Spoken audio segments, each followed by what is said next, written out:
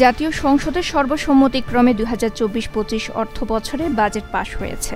এবারে বাজেটের আকার ৭,৯৭,০০০ কোটি টাকা। রবিবার জাতীয় সংসদে দেশে ৫৩তম এই বাজেট পাশ হয়। আগামীকাল সোমবার থেকে এই বাজেট কার্যকর হবে। এই বাজেটে রাজস্ব আয় লক্ষ্যমাত্রা ৫,৪১,০০০ কোটি টাকা। বাকি ২,৫৬,০০০ কোটি টাকার ঋণ নেওয়া হবে। এছাড়া ২,৬৫,০০০ কোটি টাকার বার্ষিক উন্নয়ন কর্মসূচিও রয়েছে।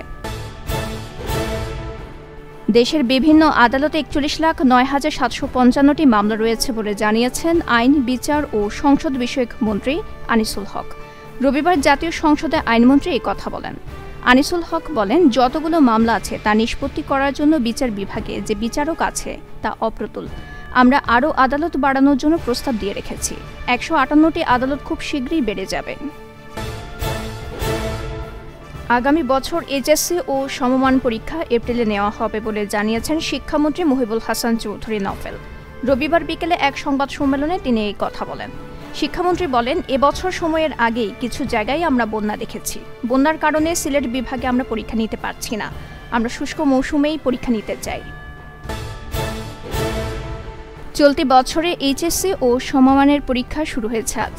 প্রথম দিনে ৮টি সাধারণ শিক্ষা বোর্ডে বাংলা প্রথম পত্রে পরীক্ষা অনুষ্ঠিত হয়। এদিন পরীক্ষা অনুপস্থিত প্রায় ১০,০০০ শিক্ষার্থী, যা গত বছরের তুলনায় প্রায় দ্বিগুণ। রবিবার বিকেলে আন্তঃশিক্ষা বোর্ড সমন্বয় কমিটির সভাপতি এবং ঢাকা মাধ্যমিক ও উচ্চ মাধ্যমিক শিক্ষা বোর্ডের চেয়ারম্যান অধ্যাপক তপন কুমার সরকারের সই করা বিজ্ঞপ্তিতে এ তথ্য জানানো হয়।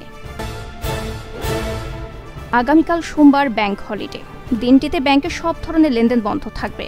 এ কারণে বন্ধ থাকবে শেয়ার বাজারের লেনদেনও। তবে বাংলাদেশ ব্যাংক সহ সব ব্যাংকের প্রধান কার্যালয় ও গুরুত্বপূর্ণ শাখা খোলা থাকবে। বাংলাদেশ ব্যাংক সূত্রে এ তথ্য জানা গেছে। দেশের সব বিভাগে ভারী থেকে অতি ভারী বর্ষণ হতে পারে বলে সতর্কবাণী দিয়েছে আবহাওয়া অধিদপ্তর। বর্ষণের কারণে কোথাও কোথাও ভূমিধসের আশঙ্কার কথাও বলা হয়েছে।